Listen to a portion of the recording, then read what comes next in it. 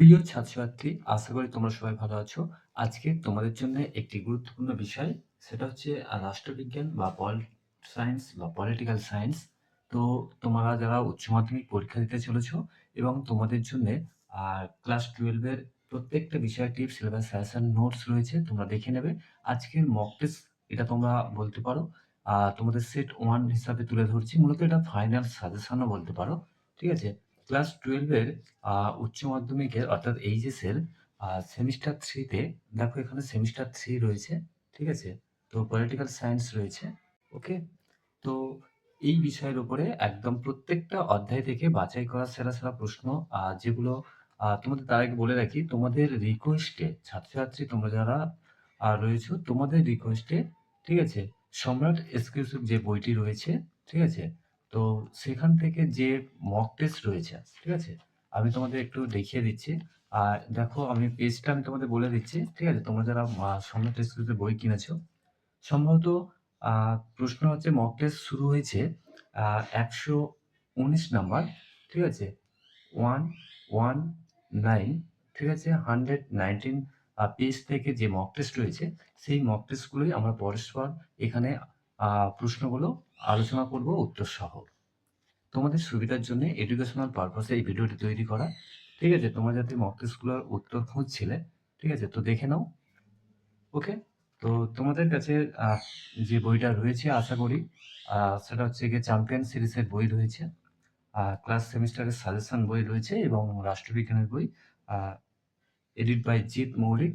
যাই হোক, তো সেখান থেকে ১১৯ নম্বর পেজ দেখো, তোমাদের এই যে মক টেস্ট রয়েছে, ঠিক আছে? মক টেস্টটা শুরু হয়েছে, সেটা কিন্তু তোমরা দেখতে পাবে।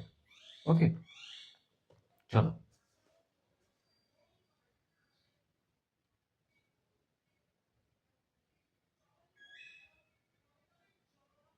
চলো, দেখো এখানে প্রশ্ন উত্তরগুলো আমরা একটু দেখে নেব। ওকে? তো তার আগে বলি, এটা রাষ্ট্রবিজ্ঞানের লাস্ট মিনিট সাজেশনও ধরতে পারো। এখানেও আমি কিছু প্রশ্ন এড করেছি নতুন বইয়ে বাদেও। ঠিক আছে? তো পরস্পর ভিডিওগুলো দেখো এবং প্লে লিস্টে রয়েছে এবং এই পিডিএফটি ডাউনলোড করতে পারবে তোমরা সম্পূর্ণ বিনামূল্যে আমাদের ইউটিউব চ্যানেলে। এই যে ভিডিওটা দেখছো, এই ভিডিওর নিচে দেখো ডেসক্রিপশনে লিংক দিয়ে দেব। সেখান থেকে তোমরা আমাদের টেলিগ্রাম চ্যানেলে, সেই টেলিগ্রাম চ্যানেল থেকে পিডিএফটি ডাউনলোড করবে। তবে পিডিএফটি কিন্তু সম্পূর্ণ পাসওয়ার্ড থাকবে। অর্থাৎ ভিডিওটা যারা ১ম থেকে শেষ পর্যন্ত দেখবে, তোমরাই কিন্তু পাসওয়ার্ডটা জানতে পারবে। ভিডিওর মধ্যে আমি বলে দেব। ওকে? প্রশ্ন রয়েছে দেখো কি? ঠান্ডা যুদ্ধের সূচনা হয়। দেখো এ অপশন, ওকে? ১৯৪৫, ওকে? তারপরে দেখো অপশন বি ১৯৯০, ওকে? তারপরে কত রয়েছে? ১৯৩৯ এবং ১৯৪৭। ঠান্ডা যুদ্ধের সূচনা কবে হয়? ওকে?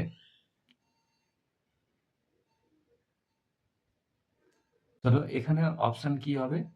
তো আমি এটা প্রশ্নটা বলব না। অবশ্যই তোমরা কিন্তু কমেন্ট করবে। ঠিক আছে? আমি পরবর্তী প্রশ্নের অ্যান্সার গুলো বলতে থাকবো। দেখি কতজন ১ম প্রশ্নের উত উত্তরটা দিতে পারে। দ্য স্প্রিংস গ্রন্থের রচয়িতা ম্যাকিয়াভেলি, সবাই জানি আমরা। অর্থাৎ উত্তর এখানে কিন্তু অপশন এ হবে রাইট অ্যান্সার। অপশন এ।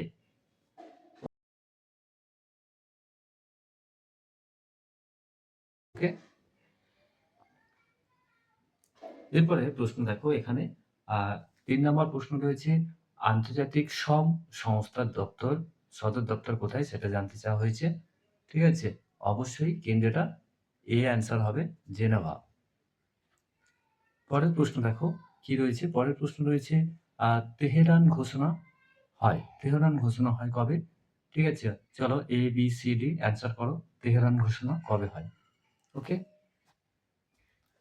দেখো তেহরান ঘোষণা হয় অপশন এ ১৯৪৩ সালে। ওকে? 43।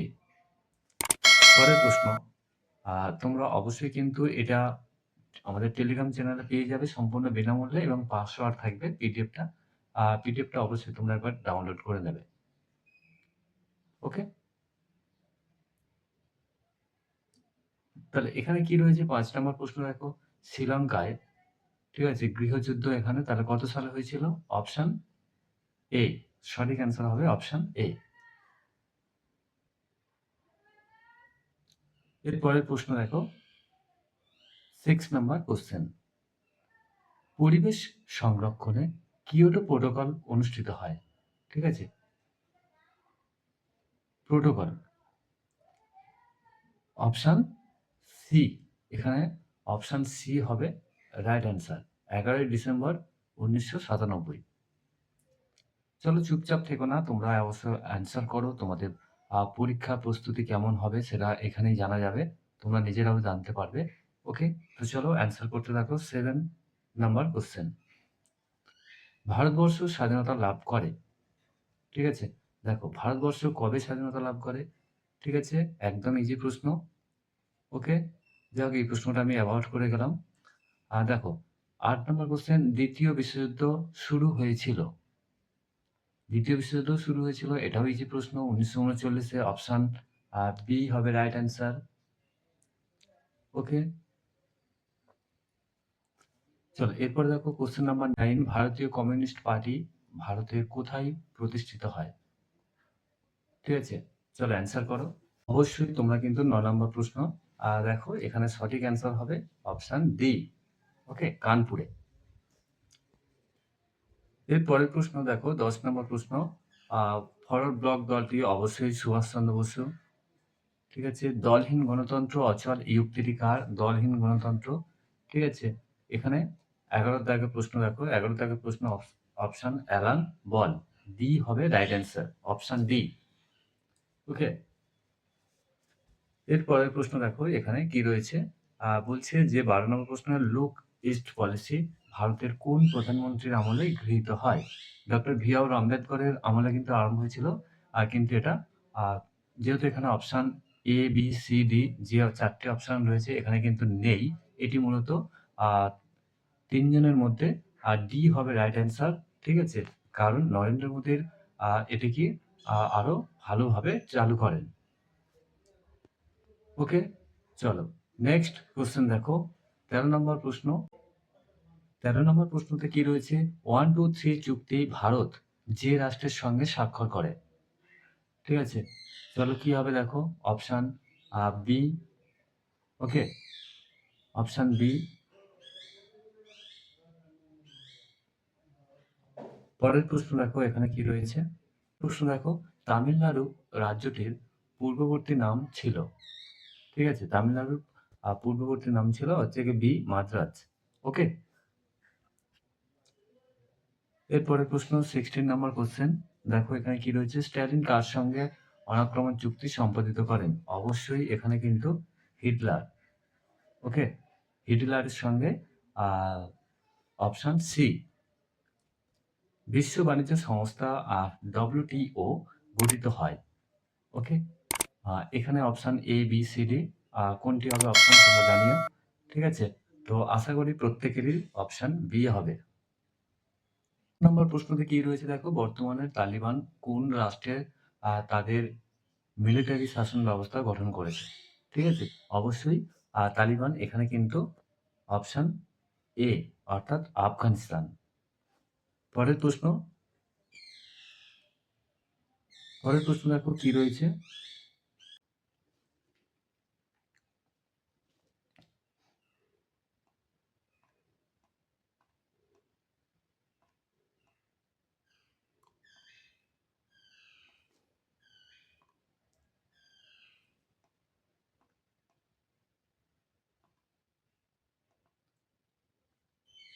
দেখো 19 নম্বর প্রশ্ন কি বলছে, যে বলছে যে দ্বিতীয় বিশ্বযুদ্ধ শুরু হয়েছিল কবে। দ্বিতীয় বিশ্বযুদ্ধ শুরু হয়েছিল অপশান এ 1939 খ্রিস্টাব্দে। ওকে, তো এরপরে থাকছে, দেখে নাও, এরপরে থাকছে তোমাদের নেক্সট প্রশ্ন কি বলেছে, বলছে যে প্রক প্রণালী দ্বারা বিভক্ত দুটি দেশ। ঠিক আছে, প্রক প্রণালী দ্বারা বিভক্ত দুটি দেশ, সেটি হচ্ছে অবশ্যই অপশান ডি। ঠিক আছে, ভারত আর শ্রীলঙ্কা। এরপরে শূন্যস্থান পূরণ করতে হবে, সেখানে দেখো বলছে যে বিনকমেশন হচ্ছে ওয়্যার যেটা রয়েছে সেটা হচ্ছে মূলত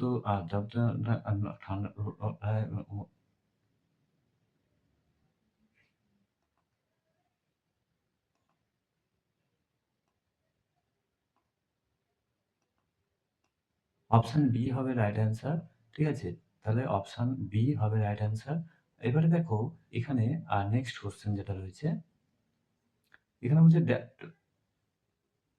ড্যাশপূর্ণ করতে হবে আন্তর্জাতিক শ্রম দিবস রূপে কোনটা পালিত হয়, সেটা 5ই সেপ্টেম্বর না, এখানে কিন্তু অপশন এ, অপশন বি আর অপশন ডি।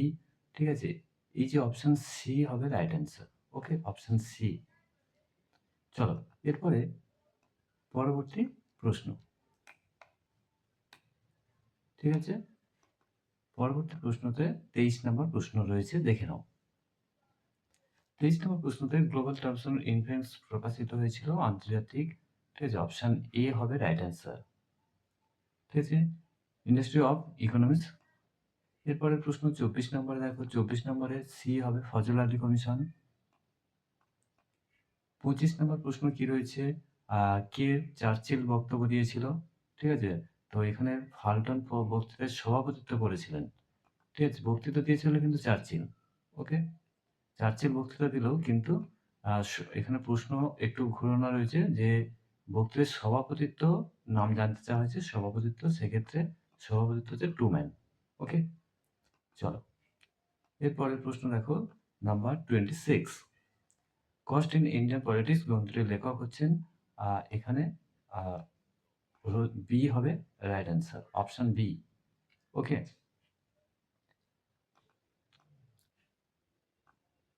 27 নম্বর প্রশ্ন কি রয়েছে, পোখরান ভারতের ড্যাশ রাজ্যে অবস্থিত, এটা অবশ্যই অপশন ডি রাজস্থান।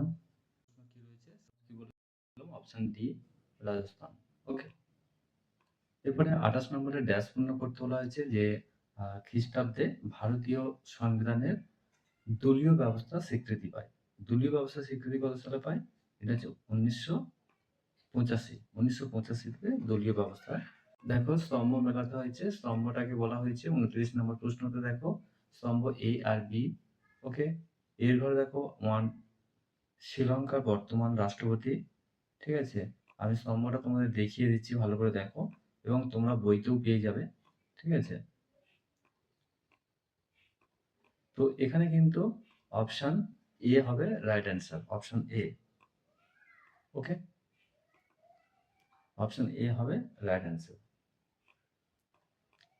এরপরে আরেকটি স্তম্ভ রয়েছে, স্তম্ভতে দেখো স্তম্ভগুলো আমি তোমাদের দেখিয়ে দিচ্ছি। ওকে, তো এটিও কিন্তু হয়ে যাবে অপশন বি হবে রাইট অ্যান্সার। এর পরবর্তী দেখো প্রশ্ন রয়েছে 31 নম্বর প্রশ্ন, ঠিক আর ভুল এগুলো একটু দেখে নেবে। ঠিক আছে, আমি দিয়ে দিয়েছি প্রশ্নগুলো। ঠিক আছে, দেখে নাও এখানে সঠিক অ্যান্সার কি থাকবে। যাদের কাছে বই আছে তোমরা পৃষ্ঠাটা খুলে দেখে নাও। ঠিক আছে, এখানে সঠিক অ্যান্সার হবে বি। ওকে,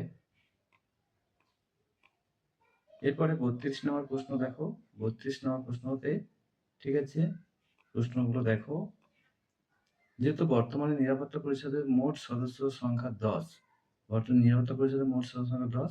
ঠিক আছে, এগুলো কোনগুলো ঠিক কোনগুলো ভুল সেটাই কিন্তু এখানে দেখানো হয়েছে। তো এখানে অপশন এ হবে রাইট অ্যান্সার। ঠিক আছে, 1 ঠিক, 2 ভুল, 3 ভুল, 4 ঠিক। ওকে, চলো এরপরে দেখো কি রয়েছে এখানে।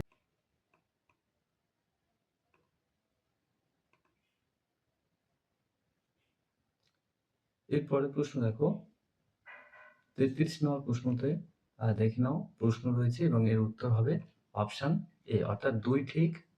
ঠিক আছে, অর্থাৎ প্রথমে 2, তারপরে 1, তারপর 3, তারপর 4, এইভাবে কিন্তু সাজাতে হবে। আমি এখানে সালগুলো দিয়ে দিয়েছি। ঠিক আছে, একটু দেখে নেবে প্রশ্নটা। তো তোমরা পিডিএফটা ডাউনলোড করে নেবে, সবচেয়ে ভালো হবে পিডিএফটা ডাউনলোড করে নেবে যাদের বই নেই।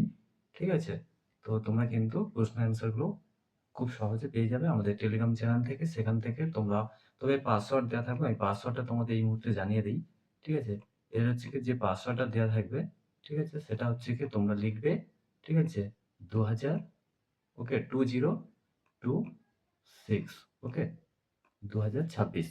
ওকে, এটা হচ্ছে পিডিএফ এর পাসওয়ার্ড। এই পাসওয়ার্ড দিয়ে তোমরা কিন্তু এটা ওপেন করতে পারবে টেলিগ্রাম থেকে ডাউনলোড করার পরে। এরপরে 34 এর যে কোশ্চেন রয়েছে দেখো, উত্তরপ্রদেশ ভেঙে উত্তরাখণ্ড রাজ্যটি সৃষ্টি হয়েছে। ঠিক আছে, যে বক্তব্যগুলো রয়েছে এগুলো একটু দেখে নেবে। মূলত এখানেও অ্যান্সার থাকছে অপশন ডি। ডি হবে রাইট অ্যান্সার। ওকে? এরপরে ৩৫ নম্বর প্রশ্ন। তো তোমরা বই যাদের কাছে আছে তোমাদের প্রত্যেকটা পৃষ্ঠায় উল্টোতে দেখবে মিলে যাবে। ও ঠিক আছে? পরবর্তী প্রশ্নতেও চলে যাবে সেট 2 তে মক টেস্টে। ওকে? চলো ৩৬ নম্বর প্রশ্ন দেখো কি রয়েছে। ৩৬ নম্বর প্রশ্নতে বলা হয়েছে, প্রশ্নগুলো একটু পড়ে নাও। ঠিক আছে? এখানে কিন্তু ব্যাখ্যা দেখো। ডি হবে রাইট অ্যান্সার। কেন? ব্যাখ্যা 1 ও ব্যাখ্যা 2 প্রত্যেকেই স্বাধীন। ঠিক আছে? একটু পড়ে নেবে প্রশ্নগুলো। দেখো ব্যাখ্যা 1 কি বলছে? কোন রকম পাসপোর্ট ও ভিসা ছাড়াই ভারত ও ভুটানের নাগরিকগণ উভয় দেশে বসবাস ও যাতায়াত করতে পারে। একদম সঠিক। বক্তব্য 2 তে কি বলা হয়েছে দেখো। বক্তব্য 2 তে বলা হয়েছে ভারতের বর্তমান পররাষ্ট্রমন্ত্রী হলেন